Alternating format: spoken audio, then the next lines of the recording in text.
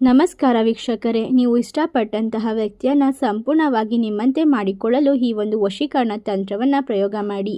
ನಿಮ್ಮ ಗರ್ಲ್ಫ್ರೆಂಡ್ ಅಥವಾ ಬಾಯ್ಫ್ರೆಂಡ್ ಅಥವಾ ಹುಡುಗಿ, ಹುಡುಗ, ಆಂಟಿ, ಅಂಕಲ್ ಯಾರಾದರೂ ಸರಿ, ಗಂಡ ಅಥವಾ ಹೆಂಡತಿಯನ್ನು ಸಹ ಈ ಒಂದು ವಶೀಕರಣ ತಂತ್ರದಿಂದ ನಿಮ್ಮಂತೆ ಮಾಡಿಕೊಳ್ಳಬಹುದು.